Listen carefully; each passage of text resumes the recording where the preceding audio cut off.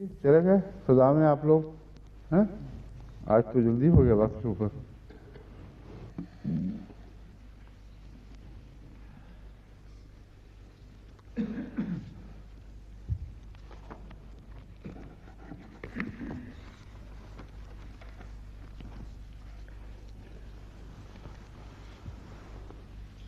औज़ु बिल्लाहि मिनश शैतानिर रजीम। बिस्मिल्लाहिर रहमानिर रहीम। व इन खिफ्तुम अल्ला तुक़सितू फिल यतामा फन्किहू मा तआब लकुम मिनन निसाए मसना व सुलासा व रुबा। फ़इन खिफ्तुम अल्ला तादिलू फ़वाहिदतन औ मा मलकत ऐमानुकुम ज़ालिका अदना अल्ला तऊलू। और अगर तुम ये खौफ रखते हो कि यतीमों के बारे में इंसाफ से काम नहीं ले सकोगे, يقدم حضرته ترجمة هذه الآيات من سورة النساء. औरतों में से उनसे दो दो तीन तीन चार चार निकाह में लाओ। फ़इन खिफ्तुम, बस अगर तुम ये डरते हो कि इंसाफ से काम नहीं ले सकोगे, इंसाफ को कायम नहीं रख सकोगे, फ़वाहिदतन, तो सिर्फ एक ही की इजाज़त है, और मामलकत ऐमानुकुम, या जिनके तुम्हारे दाने हाथ मालिक हुए, ज़ालिका अदना अल्ला तऊलू, ये ज़्यादा करीब है इस बात से कि तुम जुल्म से बचो। ये आयत है जिस पर تفسير هذه الآيات مستمر، وفي هذا الصدد قرأت عليكم نصا مرسلا من فلسطين حول تعبير مثنى وثلاث ورباع.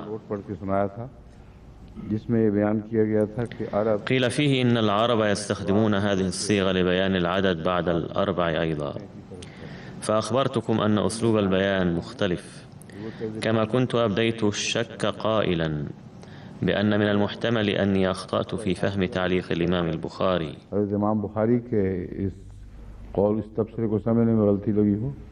فإن ما فهمته هو أن العرب لا يستخدمون صيغة مفعل وفعال لبيان العدد لما بعد الأربع، أي لا يقول العرب مخمس وخماس أو مسدس وسداس وغيرهما. उनके नज़दीक इस्तेमाल होता था। इस सिलसिले में मज़ीद तहक़ीक़ فجاءت هذه الرسالة من فلسطين فقالوا فيها بأن العرب كانوا يستخدمون هذه الصيغة، وفي هذا الخصوص قد أرسل الحافظ مظفر المحترم بحثا والسيد عبد الحي أيضا بحثا، وهذا البحث ضمني، لكن بما أن الموضوع أثير مرة فأرى من المناسب أن ننهيه. हाफिज साहब ने तो बहुत बारीकियों में उतर के लुग़वी नहवी बहसें उठाकर ये दिखाया है कि अरबों में इसके अलावा فالحافظ المحترم تعمق في الموضوع وذكر الأمثلة من كتب النحو والمعاجم أن العرب تكلموا حول هذا الاستخدام، وملخصه أن القائلين بجواز هذا الاستخدام يستدلون بقواعد اللغة والنحو. أما الفريق المقابل فيقول إنكم تتكلمون قياسا لكننا لا نجد الدليل من السماع على أن العرب الفصحاء والشعراء قبل النبي صلى الله عليه وسلم استخدموا هذه الصيغة لبيان العدد بعد الأربعة، فإلى الأربع نجده قطعا وبعده لا نجده. जो हज़रत सल्लल्लाहु अलैहि वसल्लम से पहले के अरब फुसहा थे, उन्होंने इसको इससे ज़्यादा इस्तेमाल किया हो। रुबा तक तो कतई तौर पर मिलता है, उसके अलावा नहीं मिलता। इसलिए एक चीज़ है सिमाई, वो सिमाई से मुराद ये है जिसको हमने रिवाज में इस्तेमाल होते हुए देखा और सुना हो, तो उस पहलू से चार तक बात खत्म हो जाती है। فالمراد من السماع ما سمعناه متداولا في كلام العرب، ففي السماع لا نجد أكثر من أربعة. والفريق الثاني يستشهد من كلام المتنبي أنه استخدم كلمة سداس. मुतनब्बी ने कहाँ है वो हाफिज साहब का नोट? यही है।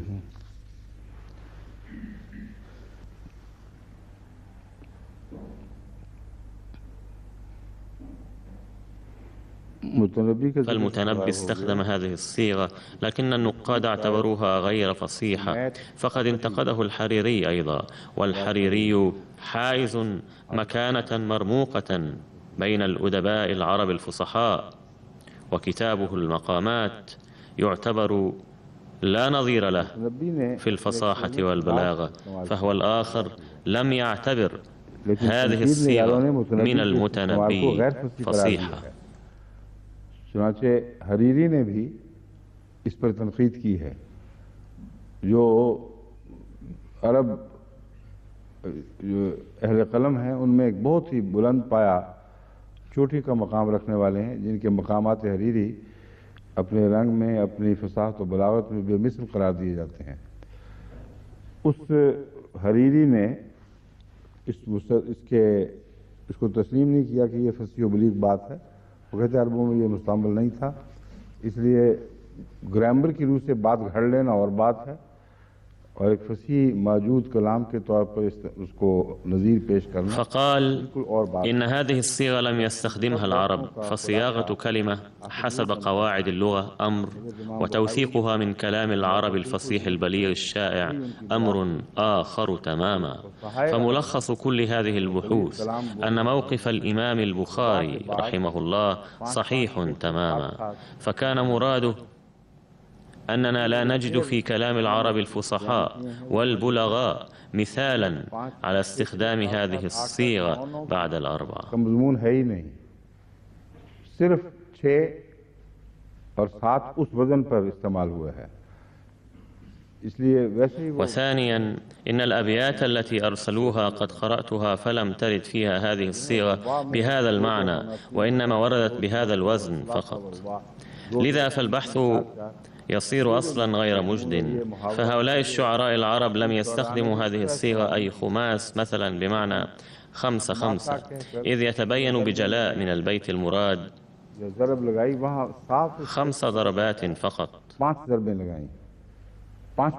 नहीं, ये कौन उसद गिन के 5 ضربें लगाया. فمن ذا الذي كان يعد هذه الضربات في الحرب؟ فإنما يبين الشاعر العدد أنه ضرب 5 ضربات و6 ضربات فقط، ويقصد التدريج أو التنوع. उस शेर में तो बहरहाल 5-5 का मजमून दिखाई नहीं देता, मगर हो भी तो वो शेर फसी व बलीग शेर नहीं है. ये कतई तौर पर साबित बात है. अरब फसहा और बलीग कलाम करने वालों ने وحتى لو كان قصده 5-5 فهذا الشعر ليس فصيحا ولا بليغا، فالثابت قطعا أن العرب لم يستخدموا هذه الصيغة في كلامهم لبيان العدد لما بعد الأربعة. ونرى في القرآن الكريم أيضا أنه لم يتجاوز 4 في الحديث عن أجنحة الملائكة، فقد توقف عند رباع، حيث ورد جاعل الملائكة رسلا أولي أجنحة مثنى وثلاث ورباع، سورة فاطر الآية 2. لذا نكتفي بهذا القدر ولا داعي لإثارة هذا البحث مرة أخرى.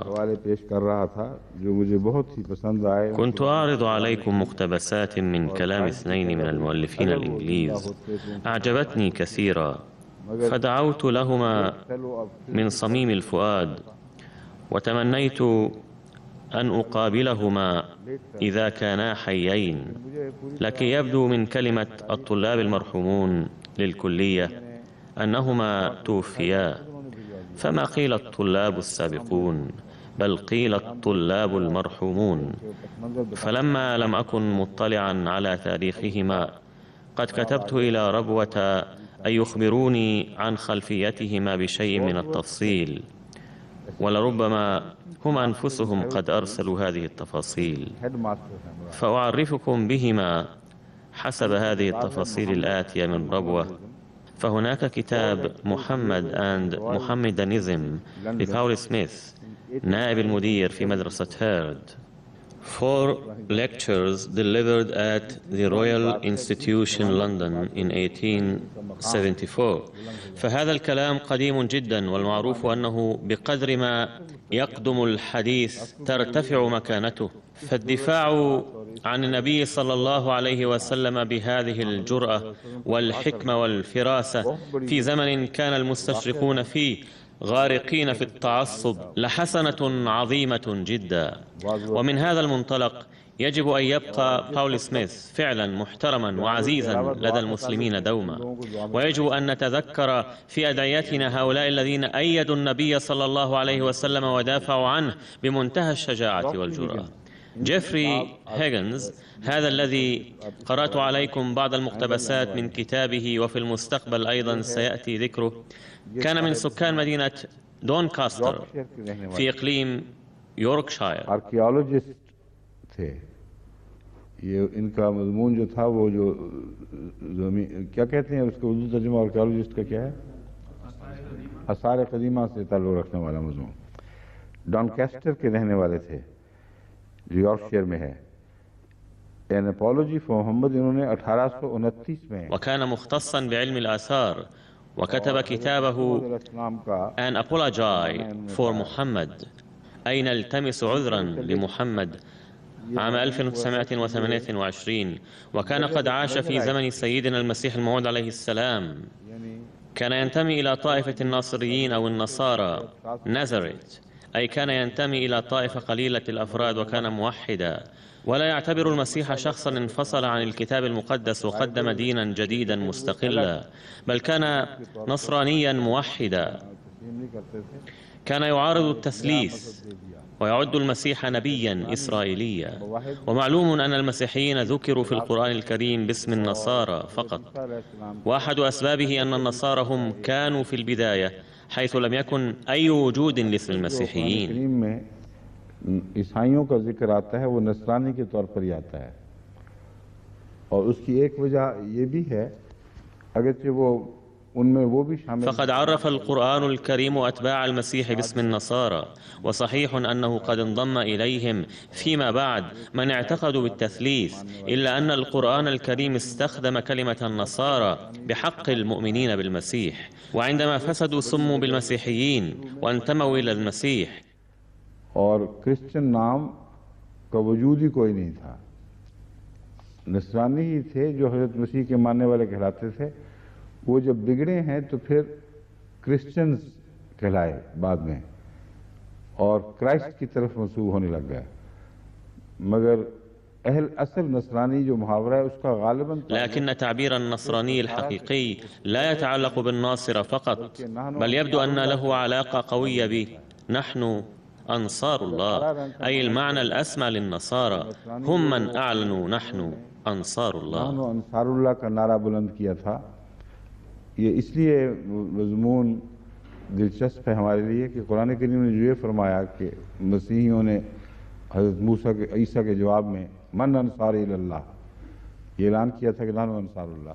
هذا الموضوع ممتع لنا لأننا لا نجد في تاريخ المسيحية قول الحواريين نحن أنصار الله، ردا على سؤال عيسى عليه السلام من أنصاري إلى الله الذي سجله القرآن الكريم. لكننا نجد حتما أن النصارى الموحدين هم الذين كانوا يدعون النصارى أو كانوا الأبيونيين، وهم أيضا نوع من النصارى. وفي هذا المجال قد بينت سلفا أيضا في البحث عن ذكرهم أنه قد يوجد في بلاد ما بين النهرين، وهو في المناطق الشمالية للعراق، إلا أن أغلب هذه الأجزاء المتبقية من الفرق القديمة موجودون في جبال شمال العراق، وحتى الآن هذه الأجزاء الباقية موجودة. لذا يجب أن يقوم بالبحث من استطاع إليه سبيلا، فكثير من كتبهم قد أخفيت، وهي تضم مواد كثيرة في تأييد القرآن الكريم والإسلام، وهذه المواد يجب أن تكون متوافرة. لذا يجب على كل أحمدي إذا استطاع أن يبحث عن الكتاب المقدس لهؤلاء النصارى أو الأبيونيين، وبذلك سيتوافر لنا الكثير لدحض عقائدهم الباطلة. ومن الغريب أن النصارى كانوا موجودين حتى القرن الماضي، ويجب البحث عنهم هنا في إنجلترا أيضا. और अब यहाँ पता करना चाहिए, इंग्लिस्तान में भी तहकीक करवानी चाहिए कि ये कौन लोग, आया इनका कोई चर्च मौजूद है कि नहीं, कोई من هؤلاء وهل يوجد لهم أي كنيسة خاصة أم لا. और लिटरेचर भी وهل هم منظمون رسميا؟ ومن المحتمل أن نعثر على بعض كتبهم أيضا. يجب أن تبحثوا حول عائلة هذا المختص بالآثار جيفر هاجنز. لعل عائلته تقيم في دونكاستر، ويمكن أن نعثر على مكتبته الخاصة أيضا، فنحصل على أشياء مفيدة كثيرة. هنا أخبر أحدهم أن بعض المعلومات عنه قد وصلت، فسأل حضرته إذا كان فيها شيء جديد أم هي أمور جانبية. इसमें आ गई हैं, कोई नई बात है?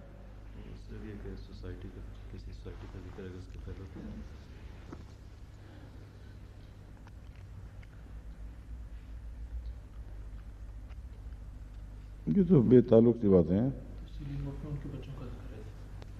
अच्छा, इसमें उनके बच्चों का भी मौजूद है, अभी तक जिंदा है माशाअल्लाह। हैं? إن أولاده ما شاء الله ما زالوا على قيد الحياة، وربما حفدته أيضا موجودون، وإذا أمكن ينبغي الاتصال بهم وزيارة بيته ومكتبته الخاصة أيضا، والاطلاع على الكتب الموجودة فيها، لأن لم نجد المواد الكثيرة حول الإنجيل النصراني الأصلي. उन पर हमें बहुत थोड़ा मवाद मिल रहा है कि असल नसरानी इंजील क्या थी, उनके लिटरेचर, उनकी जो आपस में बहसें हुआ करती थी, उसका मवाद। كنت قد طلبت من الفريق الباحث عندنا أن يجمع المعلومات حول النقاشات التي كانت تدور بينهم، فالمواد التي أعطيت ليست كافية، لذا يجب التحري والبحث أكثر. كان قد نوى تأليف كتاب ممتع آخر، فلا بد أن محتوياته موجودة في أوراقه بصورة ملاحظات، لذا فإني حريص كثيرا على ألا تضيع تلك الملاحظات والمحتويات. فليس عنده الكتب عن النصرانيين القدامى فقط، بل كان قد نوى تأليف كتاب جديد باسم مسيحية المسيح بلسانه. He had intended to exhibit होगा, exhibit in future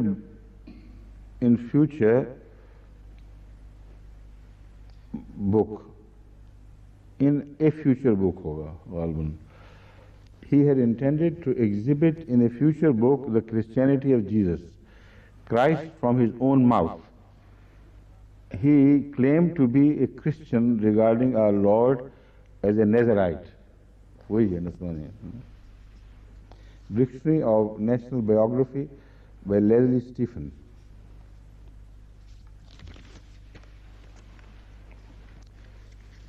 ये जो मैं इख्तिबासात पढ़ रहा था, इसमें कहाँ तक पहुँचा था? But we have,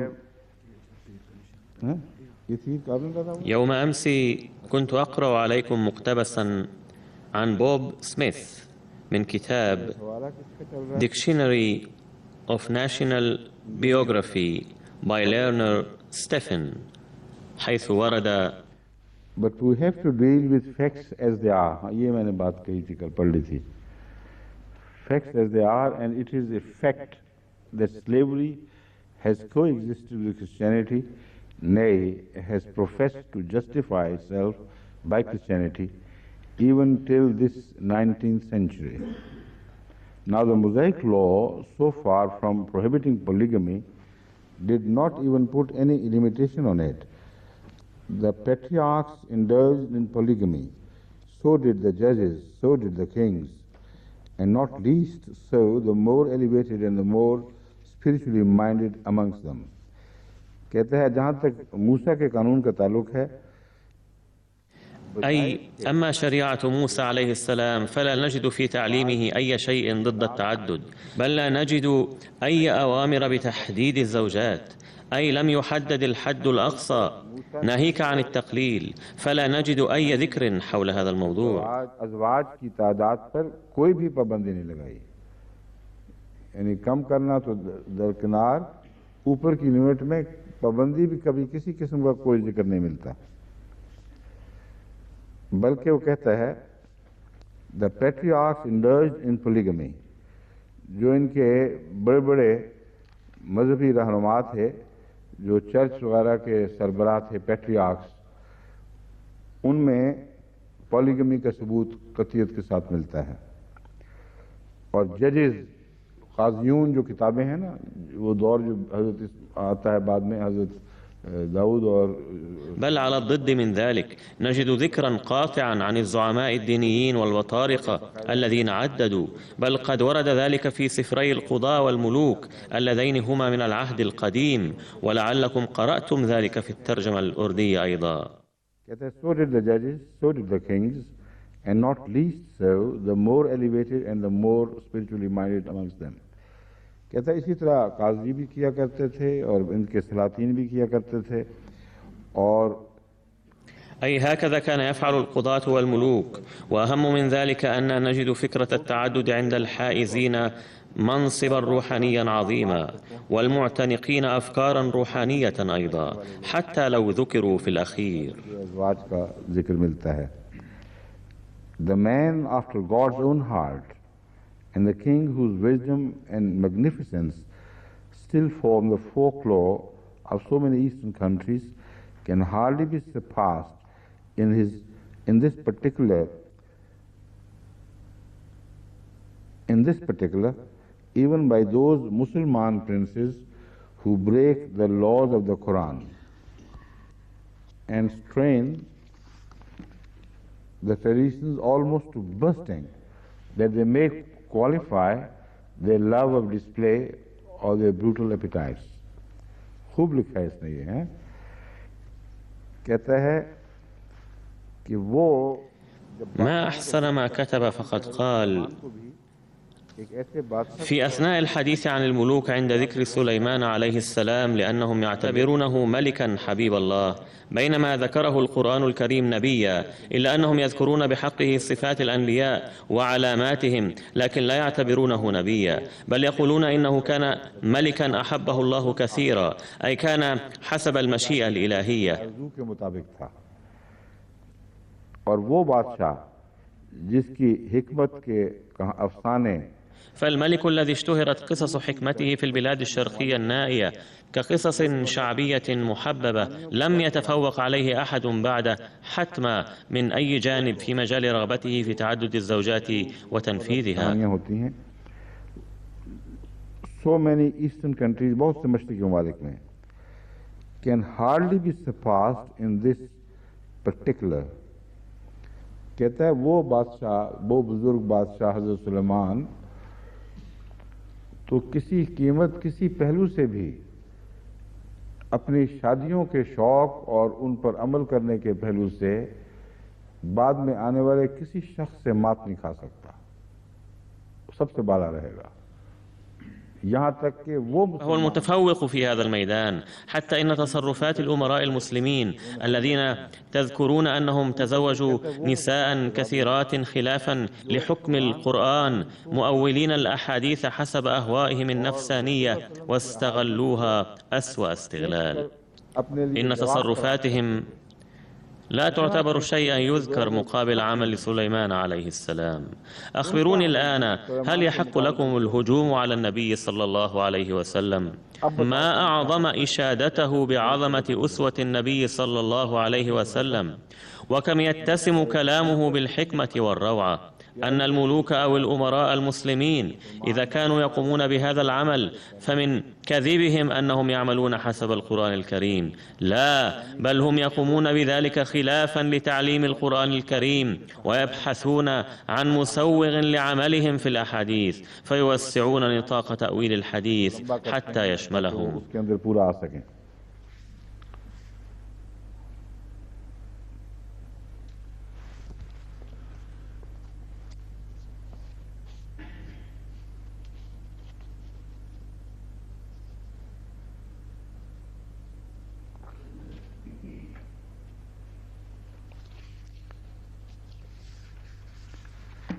आगे है,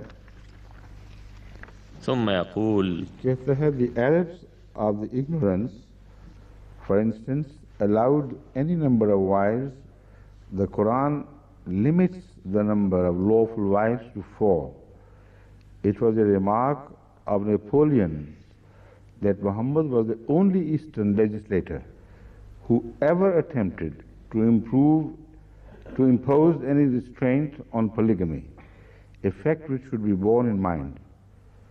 See Iron's Modern Egyptian 121 128 1 उसके बाद है 121 यानी एक पहला हिस्सा किताब का उसके 120 सफ़ा और 128 सफ़ा for analysis of the laws of Islam relating to women and slaves। अब ये हवाला इसने बहुत अच्छा एक नेपोलियन का भी दिया है। لقد ذكر مقتبسا رائعا من كلام نابليون أيضا، حيث قال إن العرب في الجاهلية كانوا يتزوجون قدر ما يريدون من النساء، فلم يكن يمنعهم من ذلك أي قانون أو تقليد، لكن القرآن الكريم حصر العدد في 4। यहाँ नेपोलियन का एक तबसरा याद रखने के लायक है कि नेपोलियन कहता है कि किसी दुनिया के मशरकी लेजिस्लेटर ने إن تعليق نابليون جدير بالذكر هنا، حيث قال لا نجد ذكر أي مشرع ديني شرقي أو غربي في العالم، فهو يقصد من مشرع ديني شرقي أنه لم يسع لتحديد عدد الزوجات أي مشرع غير محمد صلى الله عليه وسلم। पॉलीगमी को रिस्ट्रेंट करने की कोशिश नहीं की। बहुत ही ज़बरदस्त पुरहिकमत बात है जो मुसलमान लिखने वालों को भी इस तरह से न। فكلامه حكيم جدا ولم يخطر ببال أي مؤلف مسلم أيضا، فلم يوفق أي مسلم لبيان هذا الموضوع بهذا الأسلوب الرائع। मुतअस्सिर था इस्लाम से, इसलिए बहुत अच्छे तबसरे उसके यहाँ मिलते। فلما كان نابليون يعترف بعظمة الإسلام وكان متأثرا به جدا، لذا نجد عنده مثل هذه التعليقات الرائعة جدا، ومنها لم يكن في العالم كله أي مشرع بذل الجهود لتحديد عدد الزوجات غير محمد صلى الله عليه وسلم।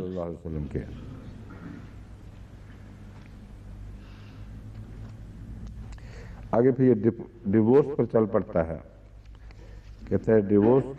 ثم يتطرق إلى مسألة الطلاق فيقول: كانت النساء يعيشن ظروفا قاسية جدا ويعترضن للمظالم والاعتداءات، لكن محمدا صلى الله عليه وسلم قد أوقف كل ذلك دفعة واحدة، وأصدر لكل هذه الأمور قوانين وقواعد مفصلة في الشريعة، فهو ينسب بيان كل القوانين إلى النبي صلى الله عليه وسلم، لأنه لم يكن مسلما وإن كان نجيبا ونبيا، فلذا لم يقل إن الله علم محمدا صلى الله عليه وسلم هذه القوانين. فلو قال بأن الله تعالى هو أعطى محمدا صلى الله عليه وسلم كل هذه القواعد لما استطاع القول إنه صلى الله عليه وسلم كان على حق في ذلك أم لا.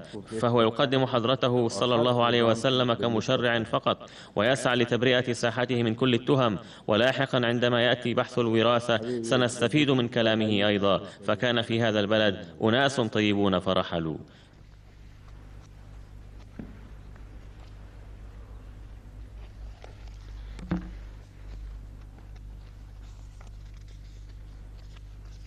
इस मुल्क में अच्छे लोग आके गुजर गए हैं, खाक में क्या सूरतें होंगी कि पहना हो गई। इनको ये इतना ज़्यादा उछालते भी नहीं अपने लिटरेचर में, इसलिए क्योंकि शरीफ लोग थे। فالكتاب لا يذكرون هؤلاء النبلاء كثيرا في كتبهم. فقد قدم جيفري هيجنز دليلا آخر في كتابه نلتمس عذرا لمحمد، حيث يقول: pandering and this and that، أي كل هذا كلام فارغ وهراء. ثم يقول في الصفحة 75: The simple austerity of his daily life to the very last, his hard mat for sleeping on, his plain food, his self-imposed menial work, point him out as an ascetic rather than a voluptuary in most senses of the word. कहता हज़रत सल्लल्लाहु अलैहि वसल्लम की निहायत सादा जिंदगी। يقول: كانت حياة محمد صلى الله عليه وسلم بسيطة جدا، فقد استخدم كلمة austerity وهي تعني حياة التقشف والشظف، أي الخالية تماما من كل أنواع اللذات المادية، حياة الرهبانية. فقد عاش إلى آخر لحظة من عمره بمنتهى التقشف، فكان ينام على حصير ويأكل طعاما عاديا جدا، طعام الفقراء. His plain food, आपका निहायत सादा और गरीबाना खाना, his self-imposed menial work, अपने ऊपर खुद जो घर के रोजाना के चौर كما كان قد فرض على نفسه إنجاز شؤون البيت اليومية، فهل كل هذه الأمور تأتي في مع الحياة والغد تقدمه عنه؟ فهل تصل إلى عمل تبع الهوى؟ فلا يمكن خلق على النبي صلى الله عليه وسلم صفة اتباع الهوى من أي ناحية. खींचते हैं, यानी जो नफ्स का बंदा हो उसको वलपचुरी कहते हैं. In most senses of the word वलपचुरी के जितने भी माने हैं, अक्सर मानों में किसी पहलू से भी इसका इतलाक रसूलुल्लाह सल्लल्लाहु अलैहि वसल्लम की जिंदगी पर नहीं होता. Two things he loved, perfumes and women. ये ठीक है, दो चीजें आपको पसंद थीं.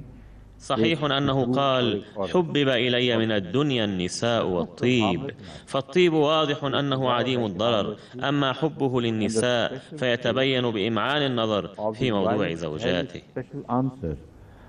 और जहाँ तक औरतों का ताल्लुक है, आपकी बीवियों के मजमून पर गौर करने से इसका जवाब मिल जाता है, लेकिन दरअसल वो इस बात को पूरी तरह समझा नहीं. इस सिलसिले में अमेरिका में जो मैंने एक खिताब किया था लजना में, فهو لم يستطع أن يشرح الموضوع جيدا. وحول هذا الموضوع كنت ألقيت خطابا في الولايات المتحدة الأمريكية في اجتماع لجنة إيماء الله نشر باللغة الإنجليزية. हिंदुस्तान वालों को खबर नहीं, वो उससे इस्तेफादा करना चाहिए. उसमें यही मजमून है कि हज़रत सल्लल्लाहु अलैहि वसल्लम ने ये क्यों फरमाया कि मुझे खुशबू और औरत पसंद हैं दुनिया की चीज़ों में. ويجب الانتفاع منه، فقد وضحت فيه لماذا قال النبي صلى الله عليه وسلم: حبب إلي من الدنيا النساء والطيب. बैठ के बाजों के साथ बैठ के रिवाइज किया था, वो छप भी चुका है और आपको इल्म नहीं हुआ. فكنت قد دققت ترجمة هذا الحديث إذ كانت الترجمة الآتية ناقصة. فهذا الخطاب قد نشر، والغريب أنكم في بريطانيا لا تعرفون. يجب أن يوزع هذا الخطاب في هذا المجتمع، كما ينبغي أن يترجم إلى اللغات الأوروبية الأخرى أيضا. ये गॉडफ्री जो है, गॉडफ्री नाम है ना इसका, पूरा नाम है Higgins, Godfrey Higgins. Godfrey Higgins इस किताब में किसी और ऑथर का हवाला दे रहा है जिसका जिक्र किए हुए कुछ अर्सा गुजर चुका. والآن أعود إلى هذا الكاتب جيفري هيجنز، فهو يقول مقتبسا من كتاب مؤلف متمكن آخر، حيث يقول: ينبغي ألا يغيبن عن بال الناس أن محمدا المصطفى صلى الله عليه وسلم كان حائزا قدرة غير محدودة على أن يفعل ما يريد في مجتمع آمن بنبوته إيمانا كاملا. To a number insignificant compared with the harems of some of his successors. कहता ये दोस्त लोगों को ये बात भूलनी नहीं चाहिए कि हज़रत मोहम्मद मुस्तफ़ा सल्लल्लाहु अलैहि वसल्लम को उस सोसाइटी में जब आपको فلو أراد أن يخلق لنفسه ما أراد لاستطاع، وما فرض على نفسه هذه القيود. ومقابل ذلك إن الملوك المتأخرين بعده استباحوا لأنفسهم كل شيء من دون أي قيد أو حظر، ولم يحددوا عدد الزوجات أيضا. बादशाह गुजरे हैं, उन्होंने तो बगैर पाबंदियों के हर किस्म के मामलात को अपने लिए जायज़ समझा है, और हरम्स को भी कोई किसी तादाद के अंदर महदूद नहीं किया. فمقابل عدد زوجاتهم لا يبقى لعدد أزواج النبي صلى الله عليه وسلم أي أهمية. ثم يتابع القول: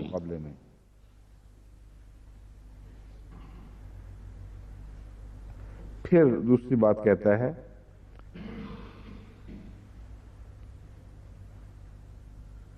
ये फिक्रा उसी तरह चल रहा है. मैं जहाँ ठहर गया था वहाँ फिक्रा ख़त्म नहीं हुआ था, तब फिर मैं दोबारा चलाता हूँ. Be it remembered that with his unlimited power, he need not have restricted himself to a number insignificant compared with the harems of some of his successors, that all of them, save one, were widows. अब successors की बात नहीं हो रही. فالحديث يدور حول زوجات النبي صلى الله عليه وسلم لا عن الخلفاء، ويقول: لا يغيبن عن بالكم أن جميعهن كن أرامل إلا واحدة، وعن هذا قد تكلمت أمس. ثم يقول: and that one of these widows was endowed with so terrific temper that Abu Bakr and Uthman had already politely declined the honor of her alliance before the Prophet married her. The gratification of living with a vixen cannot surely be excessive. Vixen के लफ्ज़ से मैं कुछ चौंका था ये क्या लफ्ज़ इस्तेमाल कर गया मगर मैं हवाला देखा डिक्शनरी में لقد انتبهت إلى كلمة فيكسن التي استخدمها فراجعت القواميس فهي تعني الثعلب أيضا، لكن من معانيها الواردة في القواميس المرأة المشاكسة أيضا التي تثور على أبسط الأمور في البيت وتثير المشاكل. पड़ी हो घर में तो ये अब ये कह रहा है कि याद रखो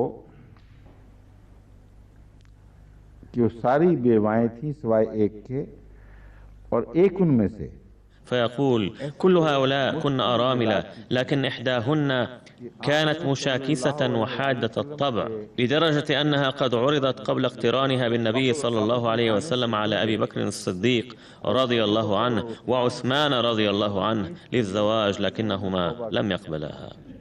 नहीं क्योंकि उनका मिजाज मशहूर था. कहता अब मुझे ये बताओ कि एक ऐसी औरत से शादी करना حيث كانت تشتهر بحدة الطبع. يقول هذا المؤلف لهؤلاء المستشرقين: أخبروني، هل تعدون الزواج بمثل هذه المرأة المشاكسة من الملذات؟ عودوا إلى الصواب واعقلوا، فقد تكون حكمة أخرى. أما متبع الهوى والملذات فلا يقدم على مثل هذا التصرف، فهذه الكلمات قاسية لكننا نعيدها لأنه استخدمها بحق النبي صلى الله عليه وسلم.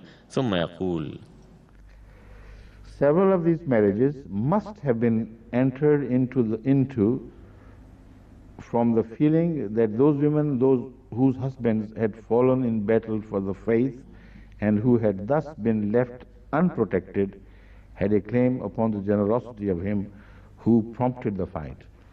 ये मुझे इसलिए भी इसका खुशी देख के कल जो मैंने बात पेश की थी कि لقد أعجبت جدا بقراءة هذا النص، وأخبرتكم أمس أن المستشرق الذي كان نقي الفطرة مع أنه لم يكن مسلما هو الآخر نسب إلى نية النبي صلى الله عليه وسلم المسوغ نفسه، فقد قال: من الواضح أن الزواج بالأرامل اللاتي استشهد أزواجهن في الجهاد الذي حثهم عليه هو نفسه صلى الله عليه وسلم، فليس له أي سبب سوى حسن نية النبي صلى الله عليه وسلم، حيث كان يعتقد أن من واجبه أن يكون ملجأ لهن لأنهن ترملن نتيجة العمل بتعليمه.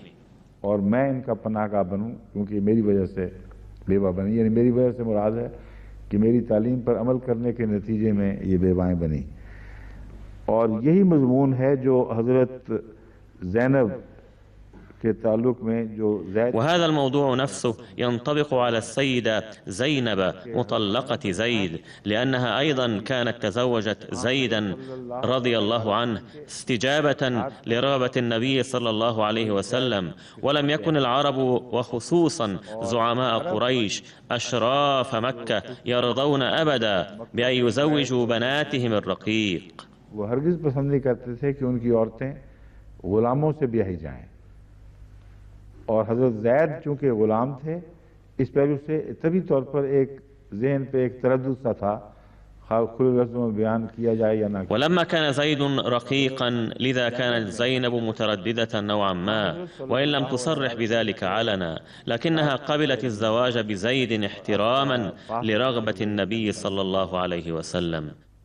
जब वो तलाक होने को आई ثم حين أوشك الأمر على الطلاق نهى النبي صلى الله عليه وسلم زيدا عن الطلاق مرارا. فمن ظلم بعض المفسرين المسلمين أيضا أنهم كتبوا أن النبي صلى الله عليه وسلم كان معجبا بها والعياذ بالله، وكان يخشى الناس، لذا قد أذن الله له بالزواج بها فلا بأس في ذلك، مع أن القرآن الكريم يقول مرارا وتكرارا إن النبي صلى الله عليه وسلم كان يصر عليه أن يمسك عليه زوجه ويتقي الله.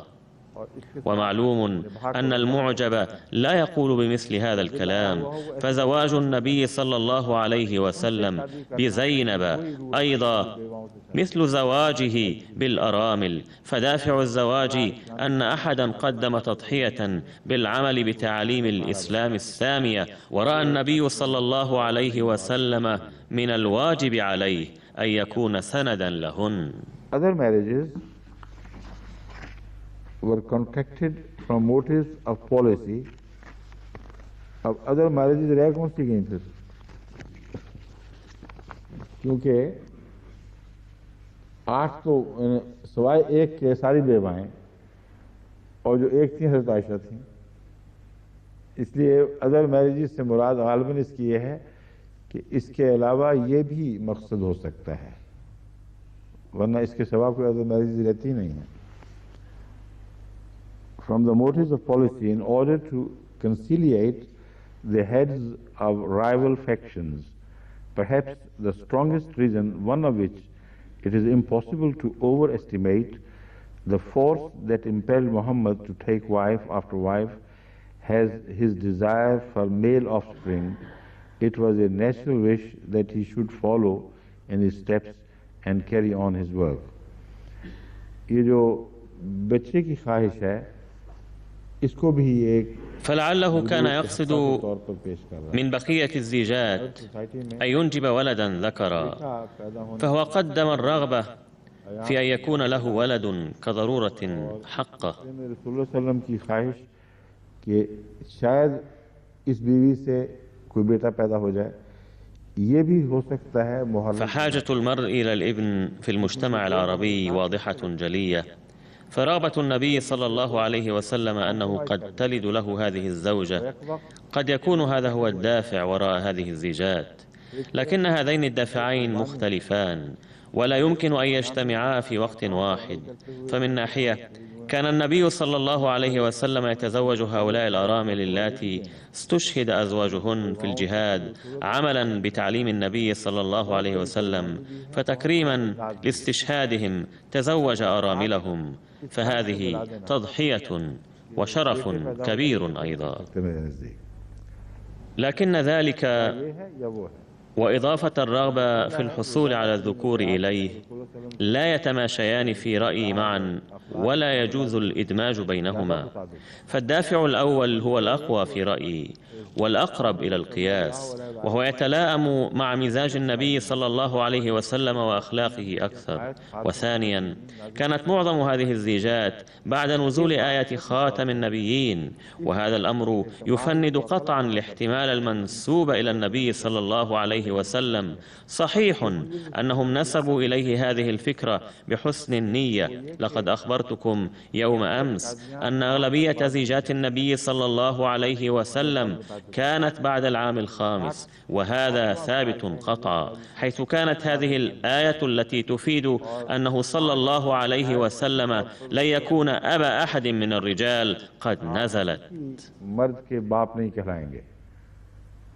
वमा काना मोहम्मदुन अबा अहदिम मिन रिजालिकुम, कि मोहम्मद तुम लोगों में से, तुम जैसों में से या इंसानों में से किसी मर्द का बाप नहीं है.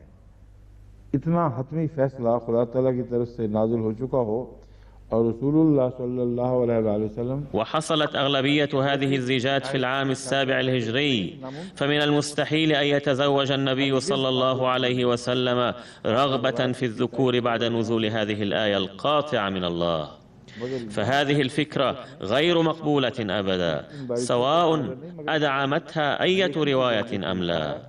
فهذا المؤلف لم يتعمق في هذه التفاصيل، إلا أنه قال ما قاله بحسن النية ودفاعا عن النبي صلى الله عليه وسلم، فهو يدرك مزاج النبي صلى الله عليه وسلم، إذ قد توصل إلى نتيجة أنه قام بهذه الزيجات لينجب ذكرا يواصل أعماله الصالحة. ثم يقول: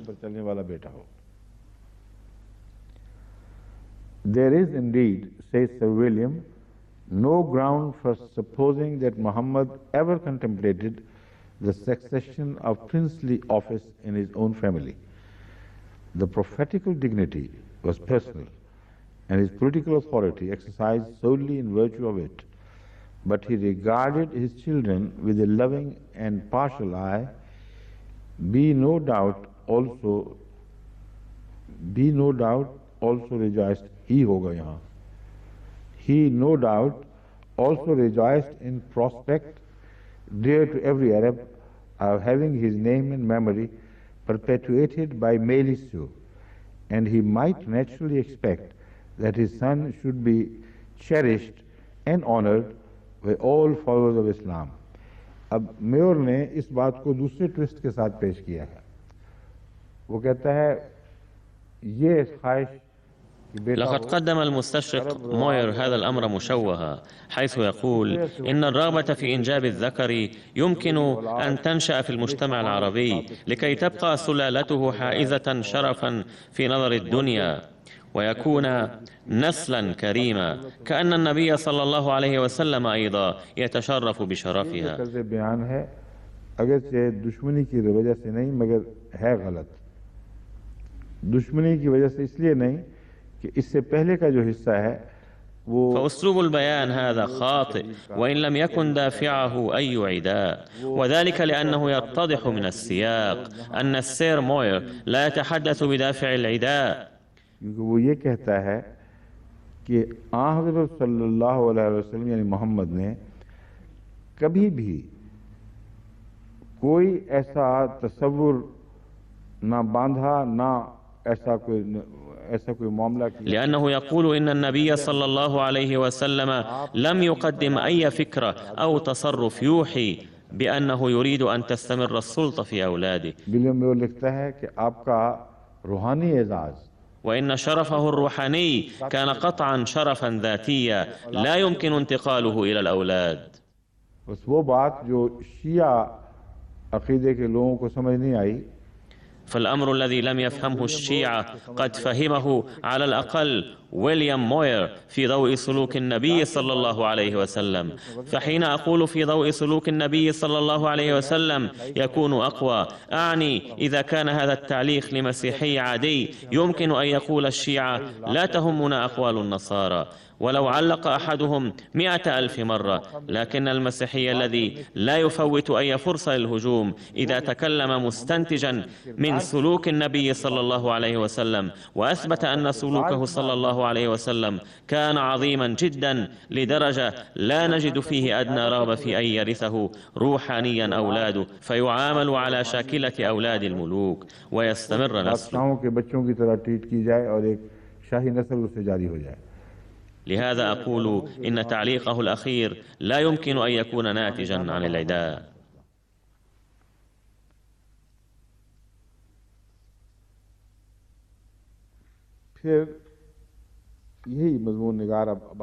ثم يقول الكاتب نفسه: For 25 years Muhammad remained faithful to his elderly wife. 25 साल तक मोहम्मद सल्लल्लाहु अलैहि वसल्लम अपनी बूढ़ी और बूढ़ी होती हुई बीवी से पूरी तरह वफादार रहे हैं। एक अदना सा भी इशारा इसके बरक्स कहीं नजर नहीं आता। For 25 years, Muhammad remained faithful to his elderly wife, and when she was 65, जब हज़रत खदीजा 65 साल की उम्र को पहुंच गई हैं, and they might have celebrated أي لقد ظل محمد صلى الله عليه وسلم وفيا لزوجته العجوز كامل الوفاء، ولا نجد أي إشارة خلاف ذلك، حيث كانت خديجة رضي الله عنها قد بلغت من العمر 65 عاما وحان أن يحتفل باليوبيل الفضي لزواجه، وقد ظل محافظا على محبتها والوفاء لها كما كان ذلك وقت الزواج. During all those years, there was never a breath of scandal. कहते हैं इन 25 सालों के दौरान एक लम्हा भी ऐसा नहीं गुजरा जबकि स्कैंडल को मामूली सी हवा भी दी गई हो।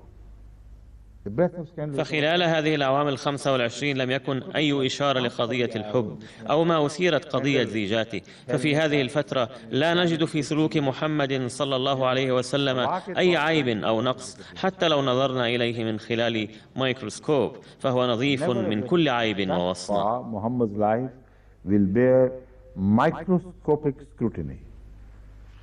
कहता है ये वो दौर है जिसमें माइक्रोस्कोप से भी देखो तो मोहम्मद रसूलुल्लाह सल्लल्लाहु अलैहि वसल्लम की जात हर ऐब से पाक दिखाई देगी, हर दाग से मुबर्रा दिखाई देगी.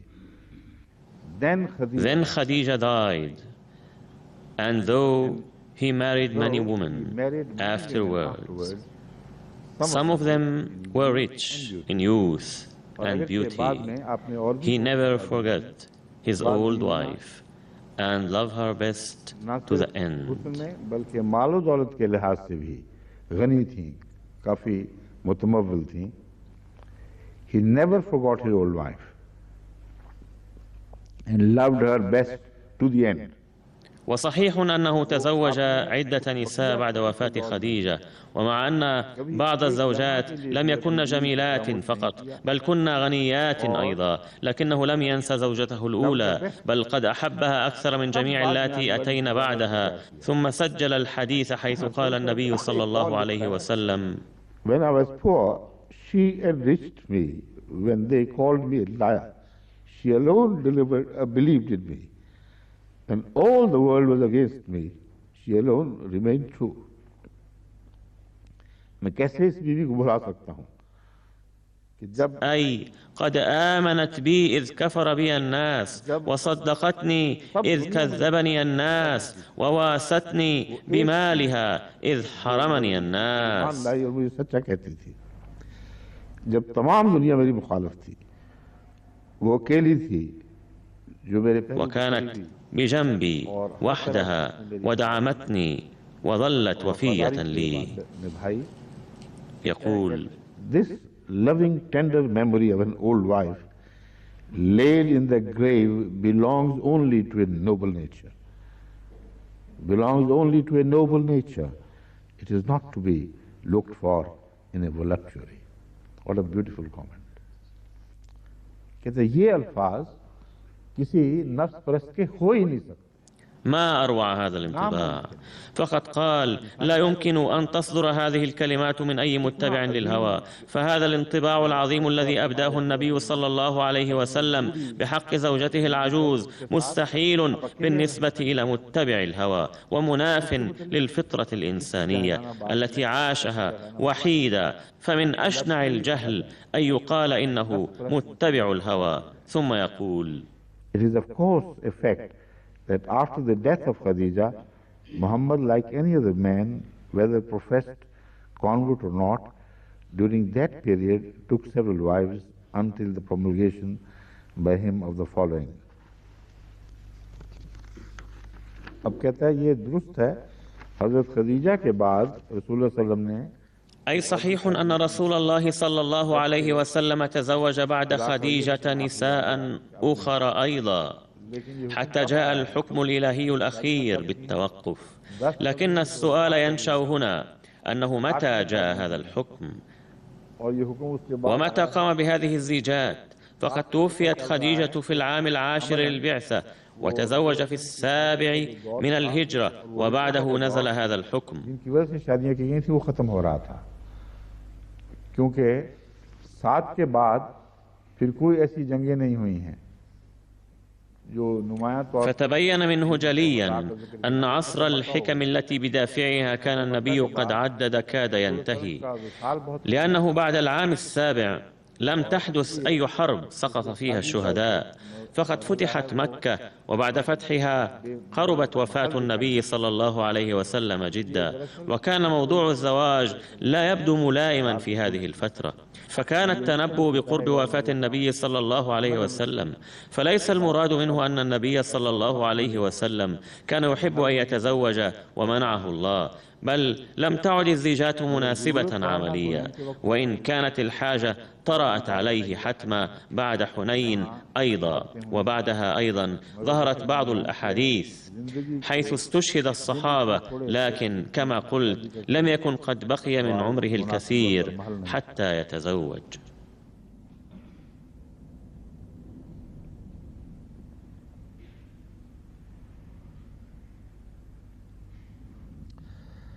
आगे चल के ثم يقول: therefore offer them the alternative of either gracefully separating themselves. अच्छा, ये वो मनाही वाला हुक्म नहीं बयान कर रहा, ये कह रहा है कि जब रसूलुल्लाह सल्लल्लाहु अलैहि वसल्लम ने बाज़ उनके झगड़ों की वजह से, बाज़ नामुनासिब हरकतों की वजह से बाज़ की,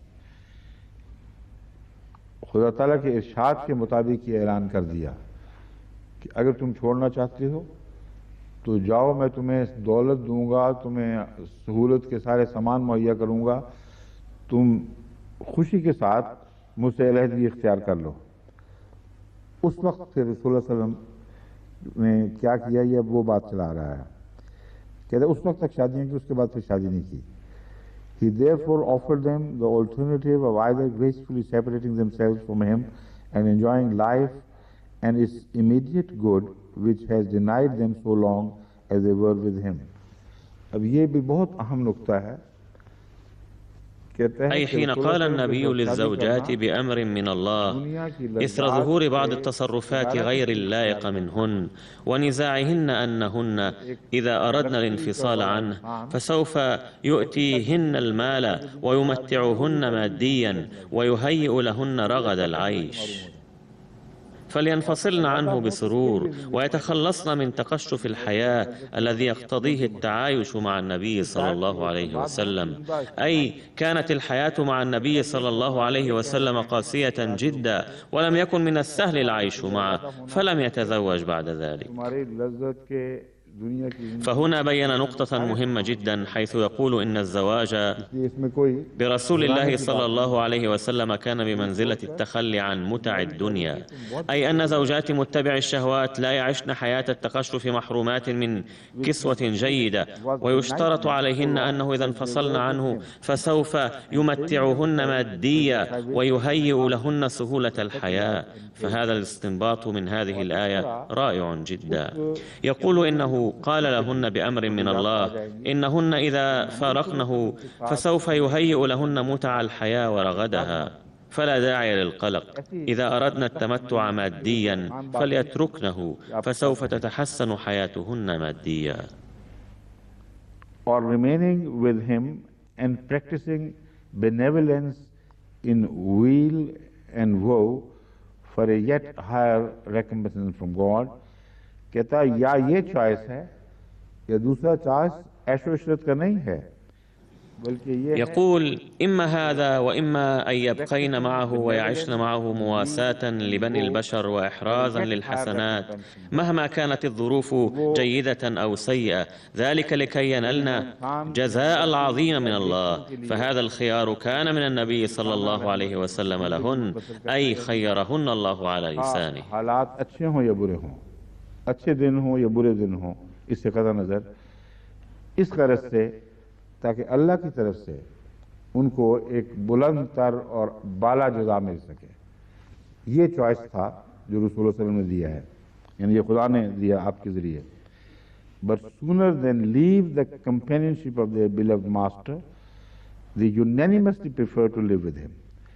لكن تذكروا أن جميعهن فضلن العيش مع النبي صلى الله عليه وسلم إعراضا عن متع الدنيا ونعمها، فمن أي نوع حياة الترف والرغد هذه؟ فقد استؤصل هذا الاعتراض من الجذور لدرجة تبعث على الذهول.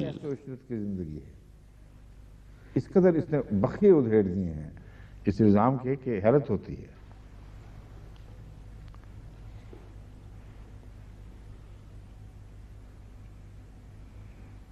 Could he not then use his husband's, his name?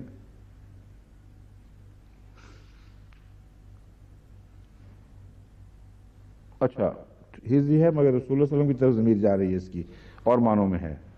मैं समझता था हर हस्बैंड होना चाहिए, लेकिन हिज हस्बैंड्स प्रेरोगेटिव, रसूलुल्लाह सल्लल्लाहु अलैहि वसल्लम ने अपना वो इस्तेहकाक जो खामद को होता है, ये मुराद है।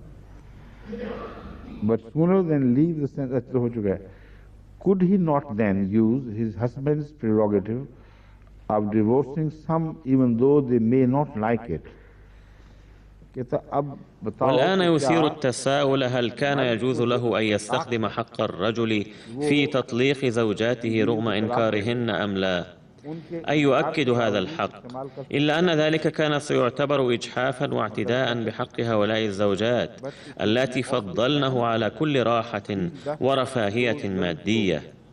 लेकिन ये बहुत नाइंसाफी होती, गैर मुनसिफाना और गैर रहीमाना तरीक होता उन मोहब्बत करने वाली रूहों के मुतालिक जिन्होंने हर किस्म की कुर्बानियाँ देकर वर्ल्डी कंफर्ट्स के ऊपर रसूल सल्लल्लाहु अलैहि वसल्लम के साथ को पसंद कर लिया.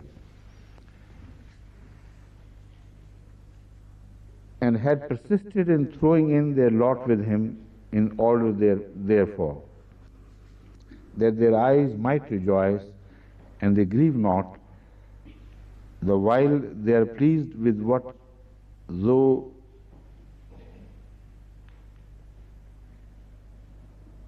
नहीं है दाऊ है. टाइपिंग में काफ़ी गलतियाँ हुई हैं क्योंकि दो तो मैंने को नहीं रखता यहाँ. अब ये फिक्र यूँ है that their eyes might rejoice, ताकि तेरे साथ रहें अगर चाहें, इसलिए कि उनकी आंखों की ठंडक. أي حين أبدينا بإصرار الرغبة في العيش مع النبي صلى الله عليه وسلم وعدم قدرتهن على تحمل معاناة فراقه، فحين أعربنا كل واحدة منهن أنها راضية بما أعطاها النبي صلى الله عليه وسلم وليست لها أي رغبة وحرص في أي متاع مادي، وأنهن راضيات بالعيش مع النبي صلى الله عليه وسلم، فلا يبقى أي سبب لتطليق النبي صلى الله عليه وسلم إياهن. पूरी खुशी के साथ इस पर राजी हैं, फिर इसके बाद कोई वजह नजर नहीं आती कि मोहम्मद रसूलुल्लाह सल्लल्लाहु अलैहि वसल्लम को तलाक दे देते. It became the imperative duty of Muhammad to retain all his wives. कहता है ये नतीजा निकलता है. लंबा कोट और फिर ये फिक्रा यहाँ ख़त्म होता है, इसलिए मैंने टुकड़ों में इसका तर्जुमा आपके सामने रखा, मगर फिक्रा यहाँ मुकम्मल हुआ है. कहते ये सारी बातें मोहम्मद रसूलुल्लाह सल्लल्लाहु अलैहि वसल्लम के लिए فهذه الأمور كلها لا تترك له المسوغ ليطلقهن. ثم يقول: The utmost he could do at this stage was to refrain from marrying any more, even on the demise of some or all of them. कहते हैं ज़्यादा से ज़्यादा उस वक्त आप ये एहसान का सलूक उनसे कर सकते थे कि इस वाक़या के बाद फिर किसी से शादी और कोई शादी न करते, खा उनमें से कोई फौत हो जाता तब भी न करते, खा सारी ही फौत हो जाती तब भी न करते. على أقصى حد كان يمكن أن يمن عليهن بعدم الزواج بأي امرأة بعده، حتى لو توفيت إحداهن، بل لو متن كلهن، وهذا ما فرضه على نفسه فعلا. ثم يقول: Surely this is not, as has been said, that whilst the Prophet allowed his followers only 4 wives, he took more than a dozen himself. ये लिखने वाले ما أبشع إساءة هؤلاء الذين يقولون بحق هذا الإنسان إنه حدد لأتباعه 4 زوجات بينما تزوج هو نفسه 12 امرأة.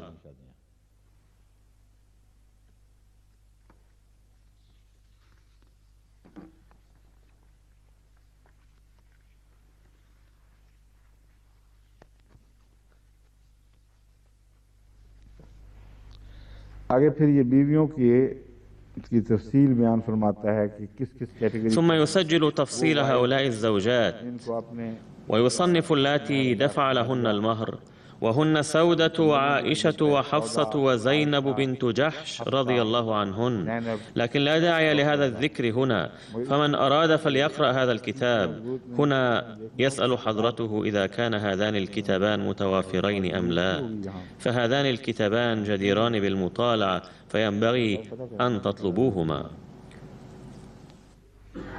इन किताबों के हवाले से मालूम की जा सकती हैं, बाकी तफसीली ये पढ़ने वाली किताबें हैं, मैं मंगवाएं इसको दोनों को.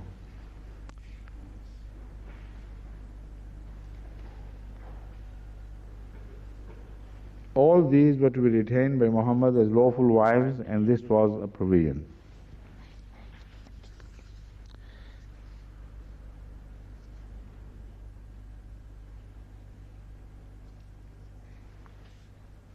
ये जो एक रेफरेंस दे रहा है ऊपर एक राइटर का, ये कहता है कि ये बॉसवर्थ स्मिथ का रेफरेंस है।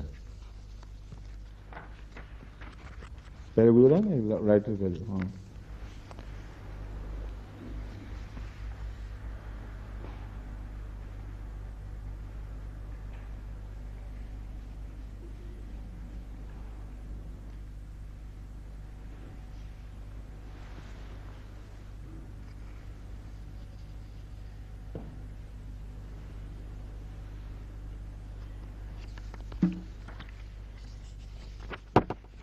चलिए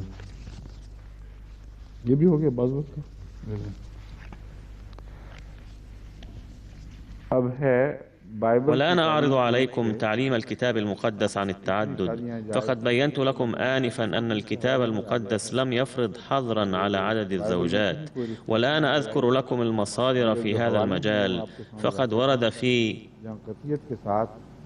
التكوين الإصحاح 16 العدد 3، الإصحاح 26 العدد 34، الإصحاح 28 العدد 8 إلى 9، الإصحاح 29 العدد 23 إلى 30، الإصحاح 30 العدد 4، الإصحاح 30 العدد 9، صموئيل 1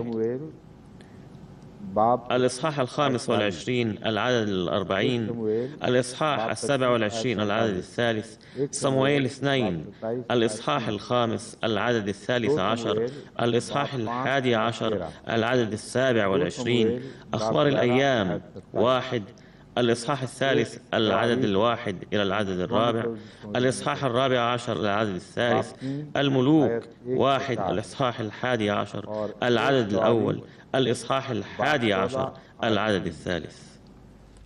और सलातीन किंग्स जिसका मैं पहले भी जिक्र कर चुका हूँ, 1 सलातीन बाब 11 आयत 1 और 1 सलातीन बाब 11 आयत 3, ये हवाले हैं। अगर किसी ने मजीद देखना हो तो فإذا أراد أحد أن يقرأ حول التعدد فهو مذكور في هذه المصادر.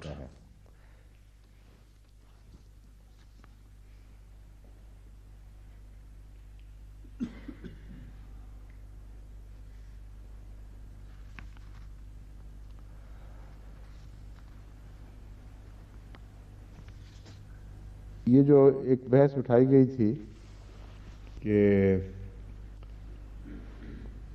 न्यू टेस्टामेंट में कहीं भी कोई मुअय्यन आयत ऐसी नहीं है जिससे ये इस्तिंबात। فالبحث الذي أثير هنا هو أنه لا يوجد في العهد الجديد أي نص يمكن الاستنباط منه أن المسيح عليه السلام نهى عن التعدد بوضوح، وأكد على زوجة واحدة فقط.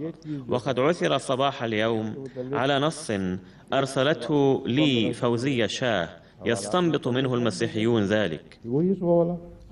अच्छा, ये हवाला है जिसमें मती की वो एक और ज़मन में हवाला पेश किया गया है, उससे ईसाई इस्तिंबात करते हैं, मगर इस वक्त यहाँ मौका नहीं है उस इस्तिंबात की, उनके पास कोई गुंजाइश। لكن استنباطهم ليس صحيحا ولا يسعهم ذلك، وخصوصا حين ثبت بحق مريم عليه السلام والدة المسيح عليه السلام أنها تزوجت رجلا كانت له زوجة من قبل أيضا.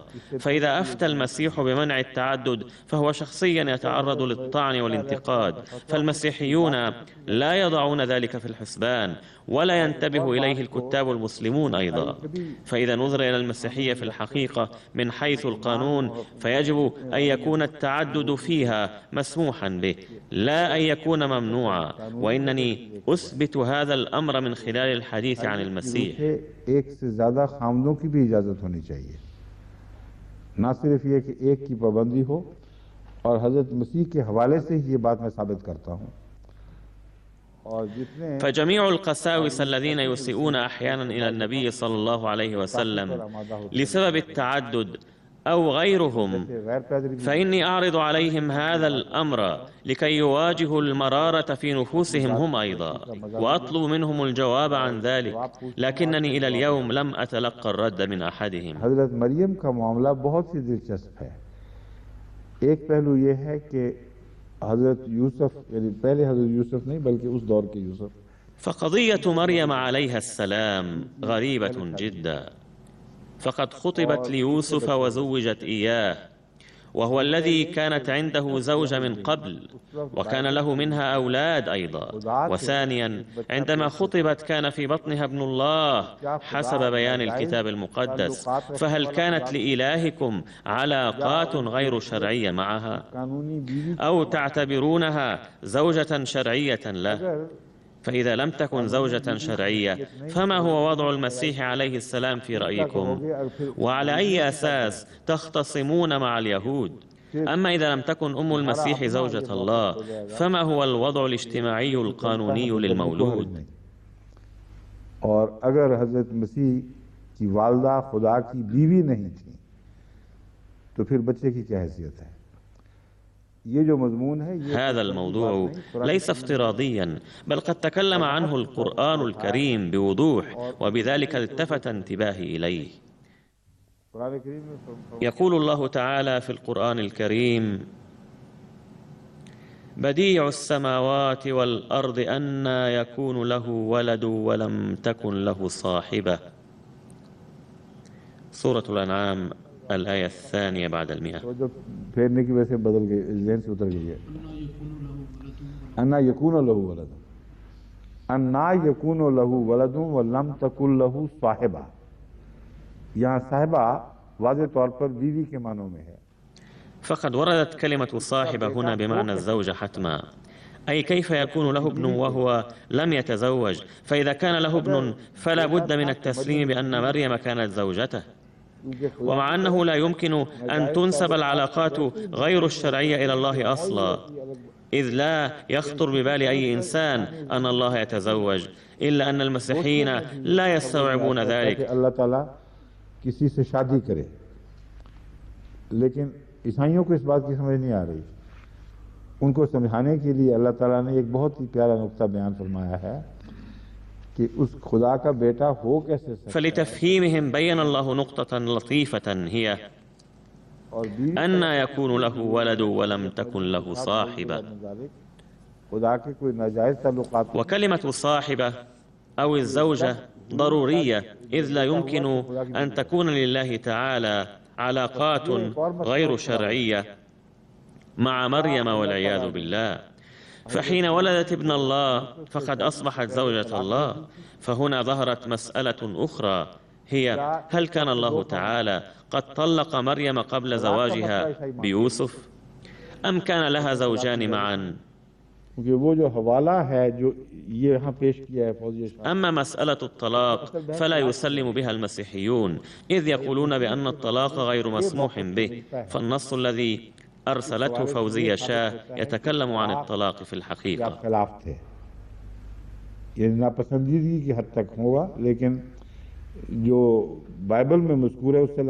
فنحن نجد في هذا النص أن المسيح عليه السلام كان يعارض الطلاق، لعل ذلك كان لدرجة الكراهية. أما ما ورد في الكتاب المقدس فيبدو منه أنه كان يعتبره حراما.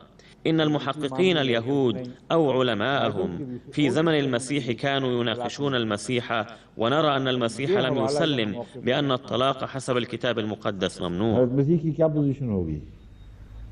उस वालदा के बेटे जिसकी यूसुफ से शादी हुई जो هذا النص ينطبق هنا، ولنلاحظ ما هو الوضع الذي يتعين للمسيح نفسه.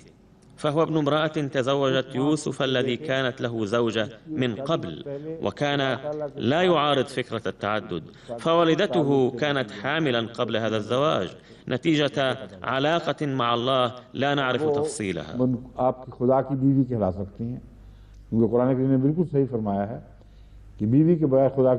وبذلك يمكن أن تدعى زوجة الله، फिर तलाक वाला मसला فإن ما قاله القرآن الكريم صحيح تماما، أي لا يمكن وجود ولد بدون الزوجة، وإذا قبلتم ذلك انتهت مسألة बीवियां الطلاق. भी जायज हैं, दो खामन भी जायज हैं। और अगर तलाक दोगे तो ये आयतें कहाँ चली जाएंगी? لأنه إذا لم يطلقها فلا بد من التسليم بأن المسيحية تجيز زوجتين وزوجين أيضا. أما إذا كان طلقها فأين تذهب هذه الآيات؟ وماذا يكون موقفكم عن الطلاق؟ ये कोई महज فهمتم يا دكتور؟ الحمد لله. मजहर बात नहीं है हरगिज कि ये कहा जाए। कुरान करीम ने एक लफ्ज के अंदर एक ऐसा मजबूत فالقرآن الكريم لم يتكلم عن أمر غير أخلاقي، وإنما سلم لنا استدلالا قويا لا يمكنهم الهروب أو الإفلات منه. فكلما تسنى لي الحديث إلى هذا اليوم حول هذا الموضوع مع بعضهم من شهود يهوه الذين هم متشددون ويتكلمون كلاما لاذعا، وكلما أثاروا هذا النقاش وأساءوا إلى الإسلام عرضت عليهم هذا التساؤل وقلت: لم لا تتزوج نساؤكم هؤلاء رجلين؟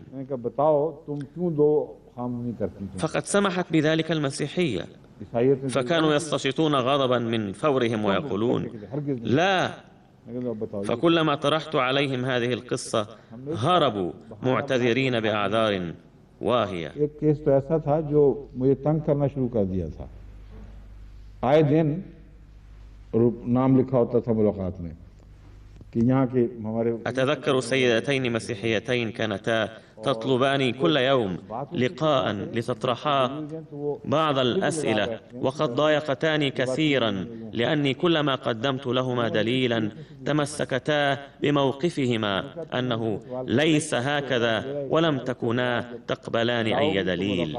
فأخيرا تخلصت منهما من خلال هذا السؤال، إذ قلت لهما: إنكما طرحتما أسئلة كثيرة فلن أعطيكما وقتا بعد هذا إلا إذا أتيتما برد على سؤالي. فطرحت عليهما هذا التساؤل فغابتا نهائيا، فبدلا من طلب اللقاء اختفتا إلى الأبد. فالدليل الذي قدمه القرآن الكريم قوي جدا، لكن ينبغي أن تلاحظوا أمرا عند تقديمه، وهو أن تشرحوا أولا موقفكم من مريم عليها السلام، أننا لا نحل مريم الصديقة مكانة تحلونها أنتم، فالوضع الذي تعطونها إياه يؤدي طبعا إلى نتيجة وخيمة، حيث تظلمون عيسى عليه السلام ومريم أيضا، وبذلك تجرحون قلوبنا ولسنا نحن الذين نجرح قلوبكم، لأن مريم التي نعتبرها صديقة لدرجة حملت وولدت ولدا بنفخ إلهي إعجازي تلصقون بها وصمة عار، حيث تثيرون مسائل غريبة وكأن الله يتزوج ولا يطلق وهناك شخص آخر أيضا، فلا يكاد المرء يتخلص من هذه المسائل. وهناك ظلم آخر أيضا، أن زوجات الكبار لا يتزوجن عادة بغض النظر هل كان جائزا أم لا، فمما ينافي مزاجهن أن يتزوجن من هو أقل مكانة منهن. وصحيح أن رسول الله صلى الله عليه وسلم لم يكن إلها، إلا أنه كان أعظم الأنبياء، حيث لم يكن أي نبي أعلى منه درجة. فمن هذا المنطلق نجد قطعا أنه لم يكن لزوجاته صلى الله عليه وسلم أي إمكان للزواج بعده، فقد نفى ذلك القرآن الكريم. وقد يكون موقف زوجات الأنبياء الآخرين أيضا مثله، فهن أمهات بهذا المعنى. ومع أن مجرد إعلان أحد بلسانه أن فلانا ابنه لا يجعله ابنا حقيقيا له، إلا أنه إذا أعلن الله تعالى عن بعض السيدات أنهن أمهات المؤمنين فتصبح كل واحدة منهن حراما على كل مؤمن. क्योंकि इंसान के मुंह की बात है, मगर जब खुदा उम्महात कह दे तो हर दूसरा वजूद जिसकी तरफ माँ का हवाला है वो हराम हो जाता है। बस ये केस है हजरत रसूलुल्लाह सल्लल्लाहु अलैहि वसल्लम की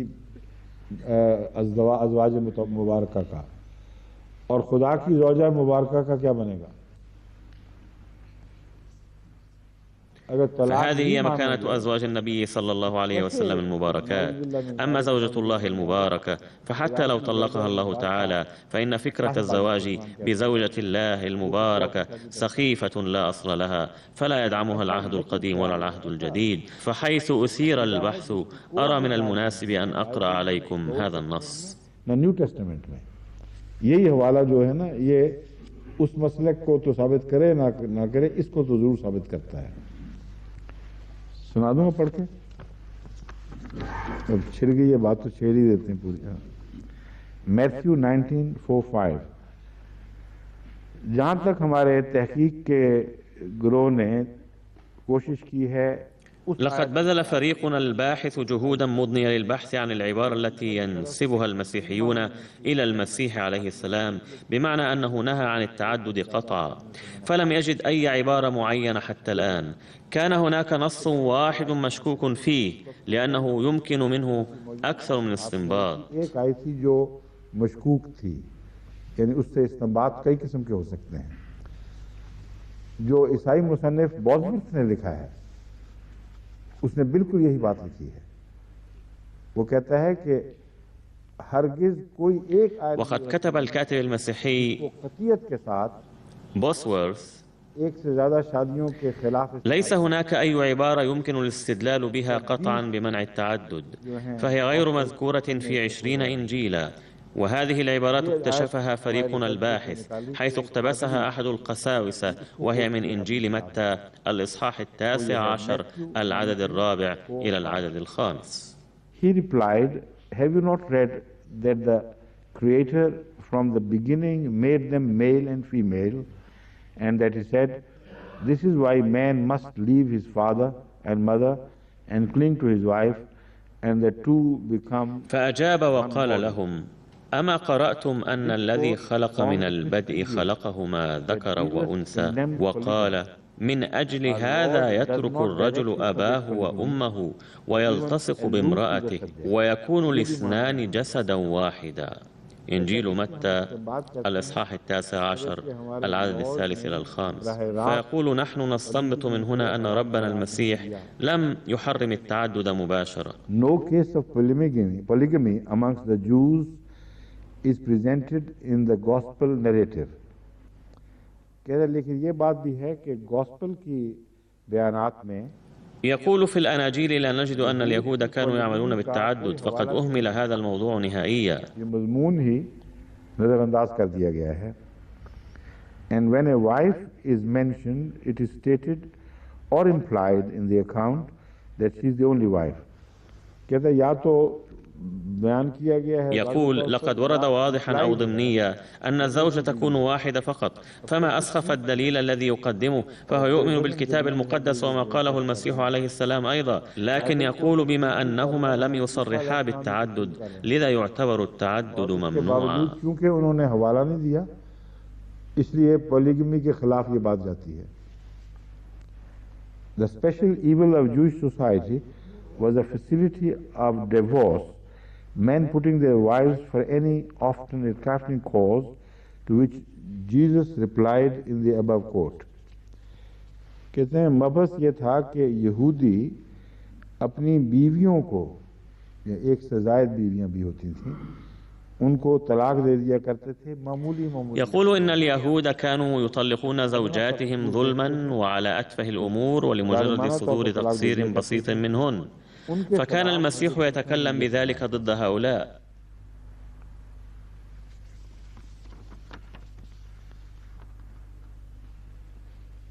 अब देखें हज़रत ईसा. فلاحظوا كيف كان المسيح يناقش اليهود أنه لا يجوز لهم تطليق الزوجات على أبسط الأمور، ويبين لهم أنهم ينسون ما ورد في بداية الكتاب المقدس، وهو أن الله تعالى جعل الرجل جزءا من المرأة مما يوجب الرفقة الدائمة. فهذا هو الاستنباط الصحيح، إذ بدأ الحديث عن آدم ويفهم منه نصيحة أن المرأة هي رفيقة حياة المرء. ये है इस्तेमाल, ये हजरत आदम के जिक्र से बात चली है, उससे एक नसीहत के रंग में. والموضوع نفسه نجده في الإسلام أيضا، حيث قال النبي صلى الله عليه وسلم: إن أبغض الحلال عند الله الطلاق، لذا يجب ألا تتسرعوا فيه. कुरान हज़रत सल्लल्लाहु अलैहि वसल्लम फरमाते हैं कि खुदा को जितने भी हलाल हैं उनमें सबसे ज़्यादा नापसंद तलाक है, इसलिए जल्दबाजी न किया करो। और यही वो नसीहत थी जो हज़रत मसीह यहूद को उस ज़माने में फरमा रहे थे। فكان المسيح ينصح اليهود بألا يستعجلوا في الطلاق، وينبغي أن يلتفتوا إلى ما ورد في الكتاب المقدس بحق المرأة، حيث تبدو رفيقة الحياة. ونجد مثل هذه الألقاب في كل عصر، فلا يصح الاستدلال من هذه العبارة بتقييد عدد الزوجات بواحدة، لأن الكتاب المقدس الذي يؤمن به المسيحيون يذكر تعدد الزوجات باستمرار. तस्लीम करके पेश करते हैं, उसी बाइबल में उसी जगह से फिर आगे एक से ज़्यादा बीवियों के तस्करे शुरू हो जाते हैं और मुसलसल आगे बढ़ते चले जाते हैं। فكبار الأنبياء العظام الذين لا يستطيع أي مسيحي استخدام كلمة مسيئة إلى أحدهم، مثل إبراهيم عليه السلام وإسحاق عليه السلام ويعقوب عليه السلام، كلهم تزوجوا أكثر من واحدة. तो ये सारी वो नस्ल है जो एक से ज़्यादा शादियां करती चली आई है। बस इनका ये कहना ईसाइयों का कि चूंकि فقول المسيحيين أن المسيح كان يؤمن بعدم التعدد لأنه لم يذكر تعدد هؤلاء قول سخيف ولغو جدا. ख्याल है। बस हज़रत मसीह मौऊद अलैहिस्सलाम का ये बयान कतई है। فقول سيدنا المسيح الموعود عليه السلام قطعي، وقد قال به بعد إلقاء نظرة شاملة على جميع الأديان، فقال: لن تجدوا في العالم أي كتاب سماوي غير القرآن الكريم فرض حظرا على التعدد. فمن ميزة القرآن الكريم الواضحة أنه يفوق الكتب كلها في كل مجال وفي كل مضمون. استثناء के हवाले से पॉलीगमी रेफरेंसेस जो हैं वो मैं आपको बताता हूँ। एक और इस्तिस्ना का हवाला है। هناك عبارة في التثنية لكننا لسنا بحاجة إلى بيانها، فنكتفي بما ذكر، فلا جدوى من كل هذه العبارات. One beloved, another hated. तो ये सारे अब हवाले बेकार हैं, ज़रूरत नहीं इनको पढ़ने की। तवारीख का हवाला है, ये उठा लें। अब आखिर पर मैं एक ऐसी बात आपके सामने रखता हूं जो उसने उठाई है वेरी ने। وفي الأخير أود أن أعرض عليكم أمرا بينه المستشرق ويري بمنتهى الظلم، حيث قال: الفواحش وسوء الأخلاق والإباحية والوقاحة لن تجدوها في التاريخ في أي بلد أكثر من التي حكمها المسلمون، فهم فاقوا الجميع في هذه الخصال. जिन मुल्कों में मुसलमान राज रहा हो वो इस तारीख में सब दुनिया को पीछे छोड़ जाए। هذا الكلام ناتج عن وقاحة بشعة وكذب عظيم، لدرجة أنه يمكن الإثبات من التاريخ كله قطعا أنه كذب ولغو واتهام باطل، بل الضد هو الصحيح. وليس في البلاد المسيحية فقط، بل في بلاد الهندوس والبوذيين والمشركين أيضا. فليس بوسع أي إنسان في العالم يعيش خارج حظيرة الإسلام تقديم نموذج أفضل من الإسلام في الطهارة والنزاهة وإخلاص العلاقات الزوجية وعلاقاته بالنساء، لا في الماضي ولا في المستقبل. صفائی اور ازدواجی تعلقات کی پاکیزگی और औरतों से ताल्लुकात के ताल्लुक में इस्लाम से बेहतर नमूना कहीं नहीं दिखा सका, ना दिखा सकता है। عندي بعض النصوص ومنها ما تتعلق بالكنيسة أيضا، وغدا سوف أعرضها عليكم. والآن قد أجبرني ويري على أن أطرحها عليكم، فقد كتبت حول هذا مؤلفات ضخمة، ومنها كتاب जिनमें से بريست كرافت एक प्रीस्ट क्राफ्ट يضم نصوصا خطيرة جدا. ففي رأي هذا المؤلف ليس هناك أي نظير في العالم الديني للفواحش التي يتورط فيها القادة المسيحيون الذين عهدت إليهم عناية خراف المسيح. فما هي أوضاعهم؟ मजहब के अलम बरदारों के يتحدث هذا الكتاب حول هذا الموضوع، وقد يتأذى البعض من بعض المقتبسات القاسية جدا، لكنني उनका क्या أتكلم عنها ضمنيا لأخبركم أن ويري كذاب، हों और बाद लोग وأن القضية على الضد مما يقوله تماما. ये बताने के लिए कि ये झूठा शख्स है, वेरी बिल्कुल झूठ बोलता है, बरक्स मामला है. سأتناول هذه المقتبسات غدا إن شاء الله تعالى. ये रहेगा.